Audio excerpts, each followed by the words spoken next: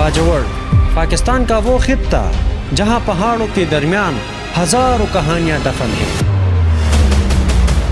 لیکن آج باجوڑ میں ایک بار پھر گولیوں کی آواز گونج رہی ہے۔ آرمی کہتے ہیں کہ یہاں پر دہشت گرد چھپے ہیں، لیکن مقامی لوگ کہتے ہیں کہ یہاں پر ظلم ہو رہا ہے۔ باجوڑ سابقہ فاٹا کا ایک چھوٹا سا حصہ ہے جو 2018 میں خیبر پختونخوا میں ضم ہوا۔ اس کا سرحدی راستہ براہ راست افغانستان سے ہے، اسی وجہ سے یہ ہمیشہ سے ایک تجارتی راستہ اور جنگجوؤں کا آمد و رفت کا مرکز رہا ہے۔ 1989 کی افغان جنگ سے لے کر 2001 کی طالبان ابھرتی ہوئی سرگرمیوں تک یہ خطہ مسلسل تنازعات کا مرکز رہا ہے۔ یہاں کے لوگ اپنی زمینوں سے بڑھ کر روایات، غیرت اور آزادی کے لیے پہچانے جاتے ہیں۔ وقت کے ساتھ ساتھ باجوڑ میں شیر دل اور ضرب عضب جیسے مختلف آپریشنز بھی ہوئے۔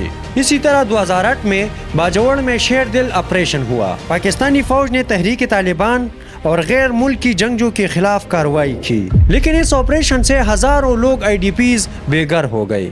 گھروں، بازاروں اور مختلف عمارتوں کو نقصان ہوا، اور اسی طرح 2010 سے 2014 تک اور آپریشنز بھی کی گئی۔ طالبان قیادت کو نکالنے کی کوشش ہوئی، مگر سرحد کی غیر محفوظ صورتحال کے باعث جنگجو دوبارہ لوٹ آئے۔ لیکن باجوڑ کے لوگوں کو ایک اور دھچکا تب لگا جب اسی سال ایک اور آپریشن لانچ ہوا، اس کا نام تھا ضرب عضب۔ ضرب عضب آپریشن 2014 سے 2016 تک تھا۔ شمالی وزیرستان کے ساتھ باجوڑ میں بھی سیکیورٹی سخت کی گئی۔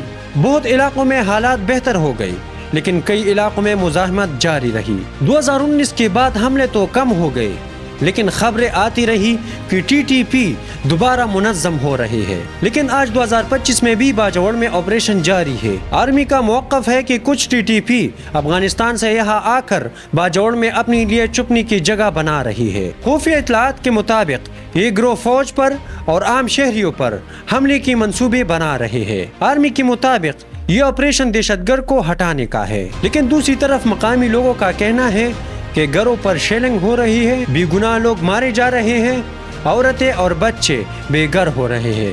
اگر دہشت گرد ہے تو ان کو پکڑو، ہماری بستیاں نہ اجاڑو، یہ عوام کی فریاد ہے۔